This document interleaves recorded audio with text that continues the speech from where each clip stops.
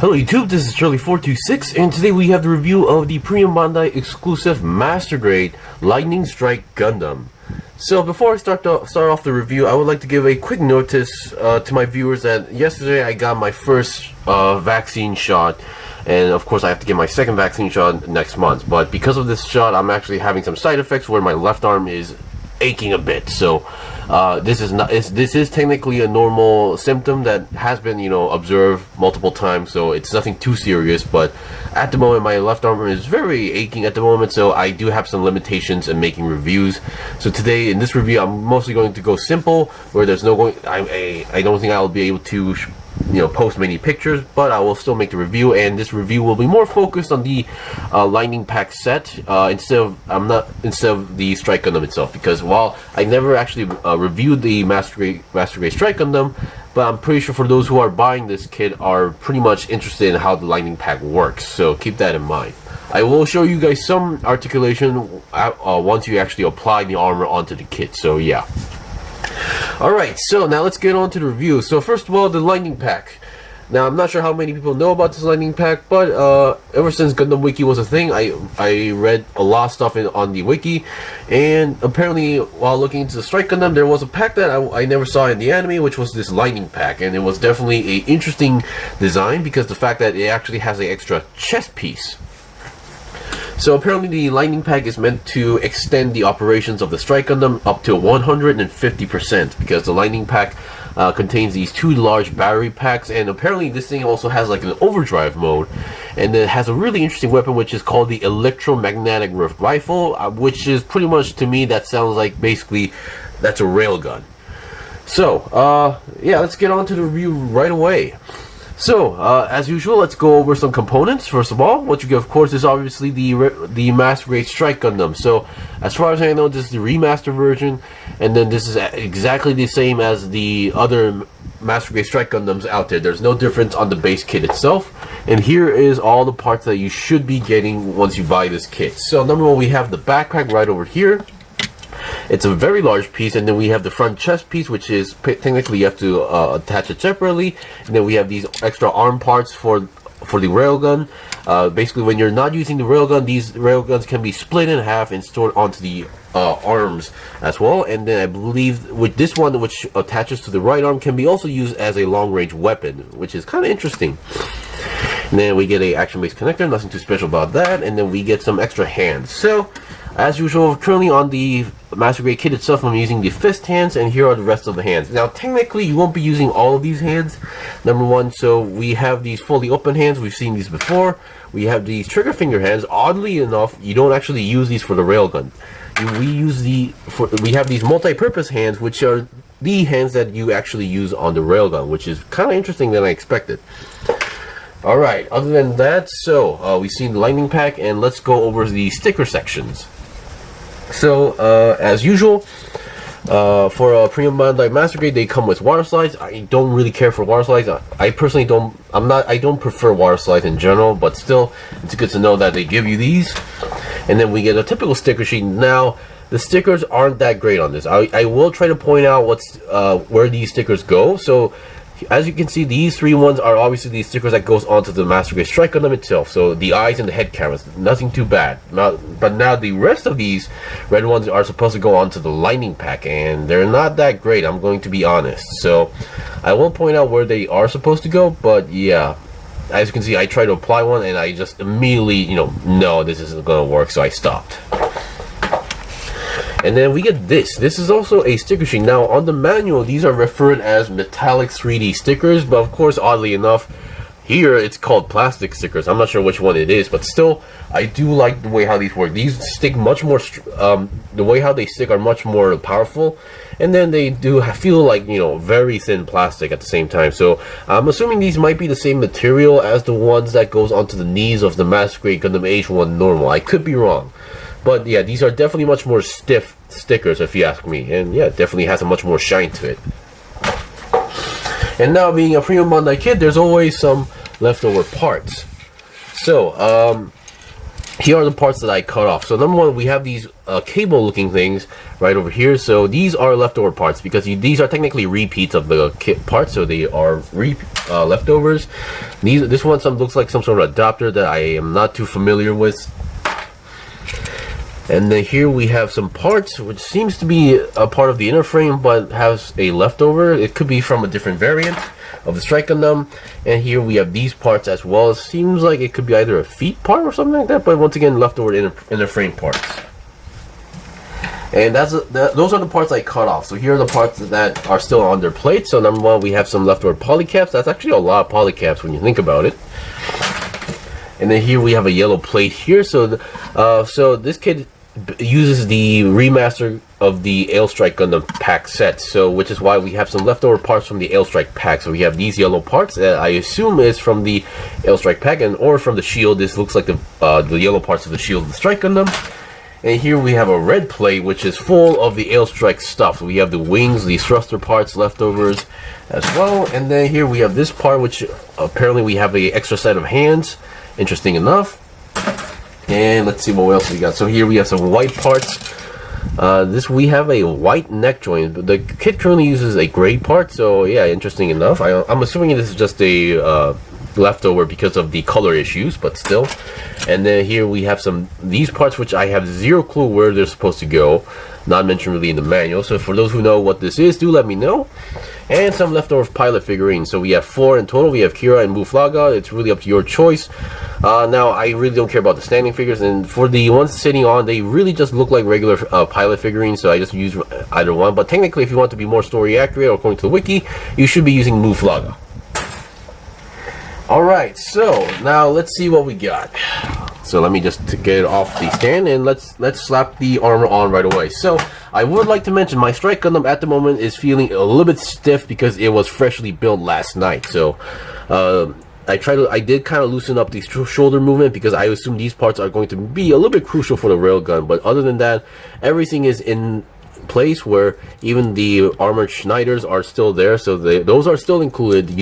So basically the ones that you would think that should be in here is not in here, like the beam sabers or beam rifles from the Ale Strike pack. So yeah.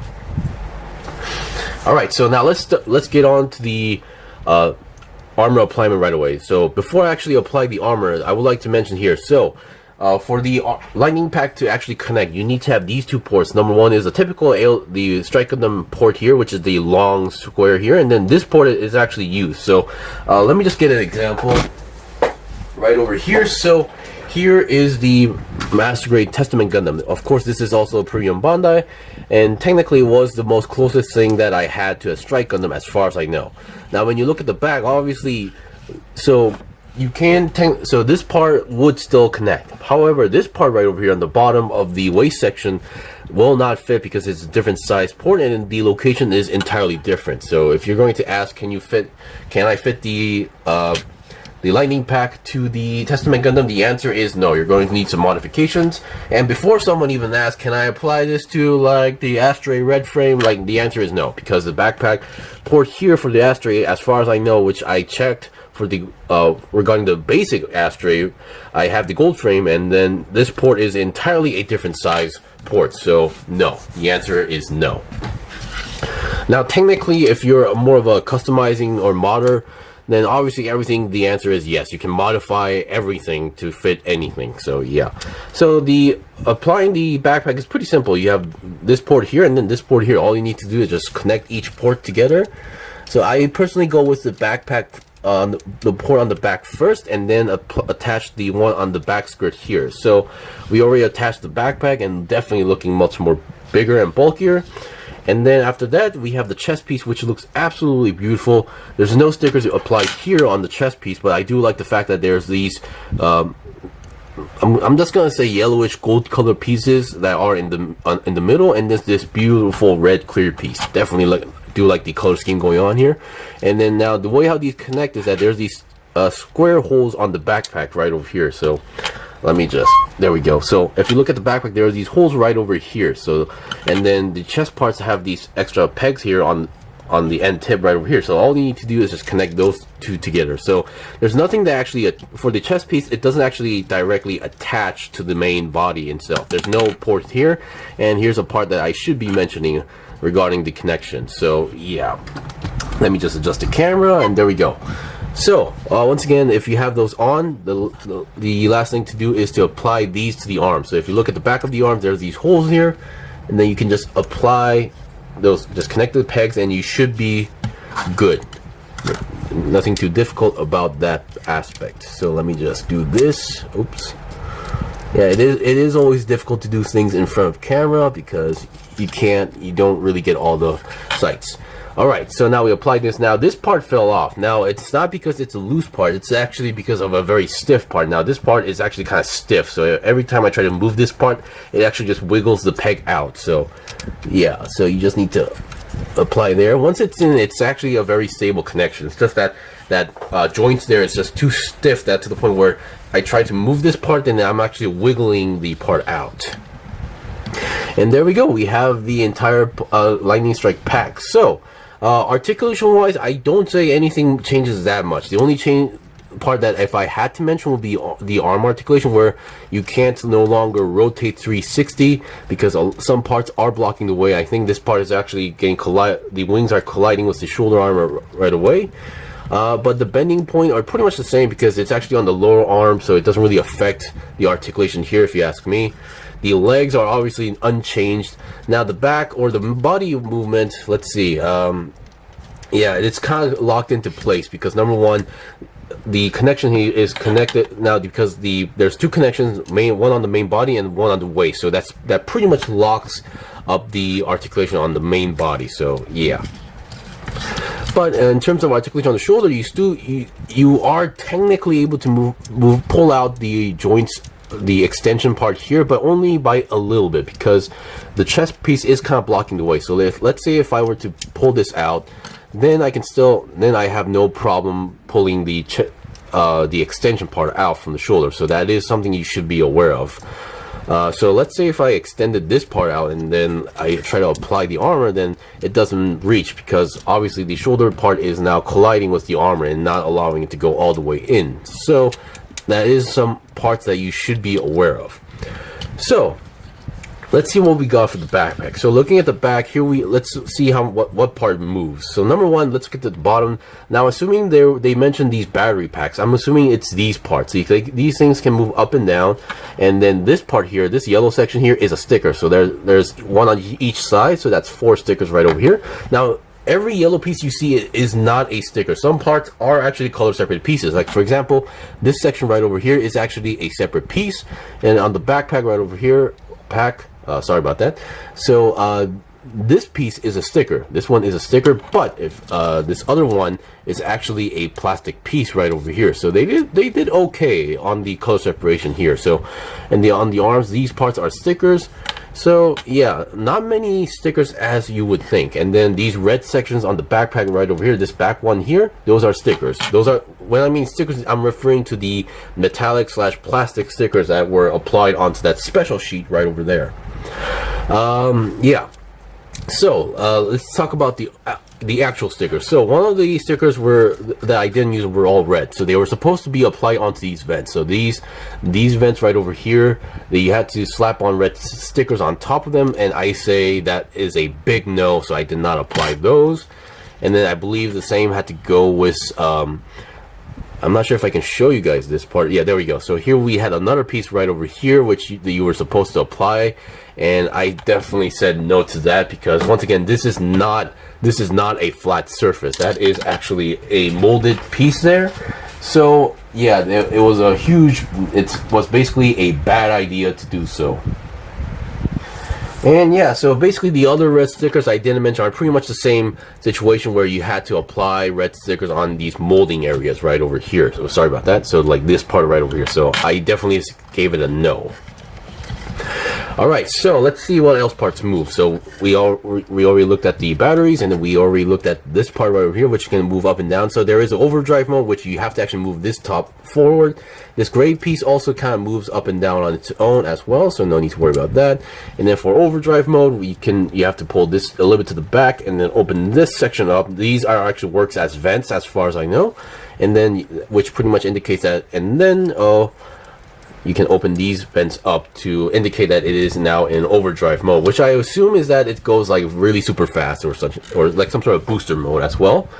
And these packs on the side, these parts do rotate because they are on polycap ball joints. Now when you are building these parts, you are pretty much building the same pieces together, two of the same pieces. So, and then you have to apply each one on each side. So here is a hole. Now technically there was a hole here as well, but they make you cover up the hole. So make sure that you're covering up the correct side of the hole, because once that thing is in, I have no idea how you get that piece out. So definitely do be careful.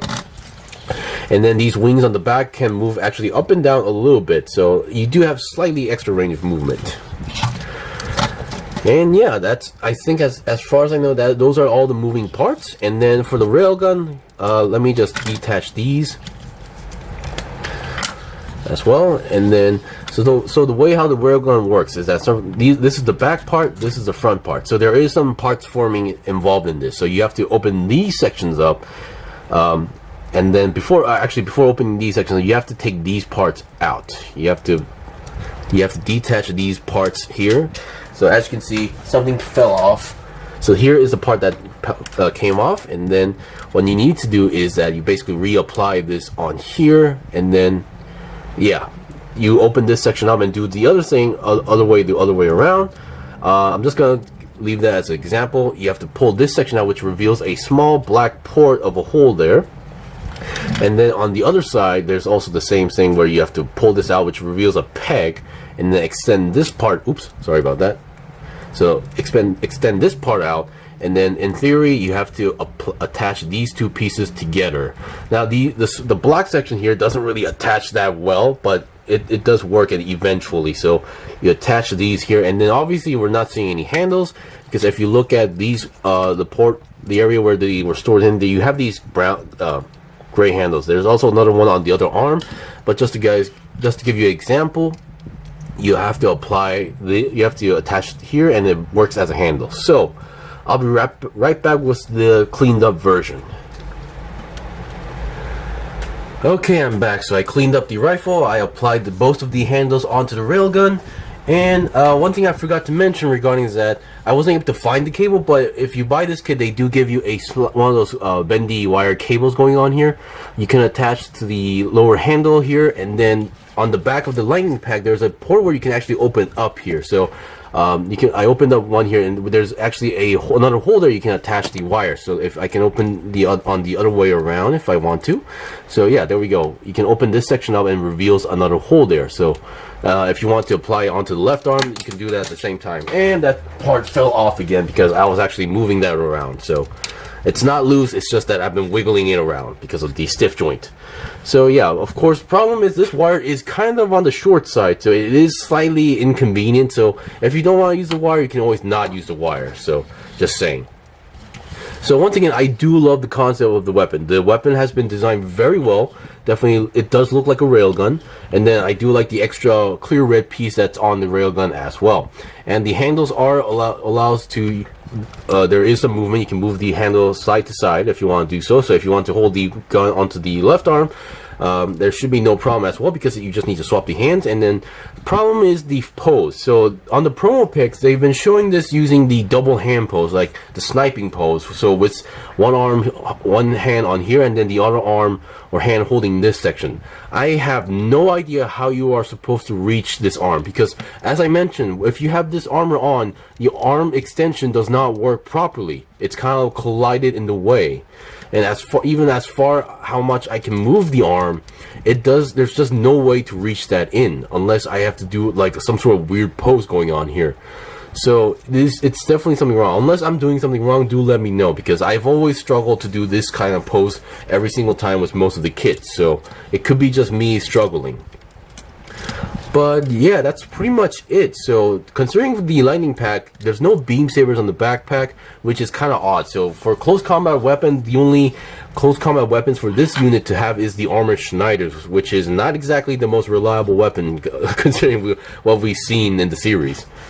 But this railgun, so this is pretty much meant for, like, the kind of similar to the Launcher Strike Gundam, it's meant for sniping, fighting in long range. And that's pretty much it for the review. So once again, I would like to point this out. Number one, what you're seeing is the set version. But if you already have a Strike Gundam, a Master Grade Strike Gundam, you can always buy just the Lightning Backpack set. You can just buy the Lightning Pack only. There is 2 versions out there. I never owned the Master Grade Strike Gundam, which is why I bought the entire set. So obviously, if you don't want to have another Strike Gundam and just want the pack, there is that option. So I would like to point that out. Anyway, that's pretty much it for the review. I hope you guys enjoyed the review, and hopefully this review was kind of helpful to you guys. So if you have any questions or requests, leave a comment below. I still have more stuff to buy and build and make reviews out, so please stay tuned. Until then, see you guys next time.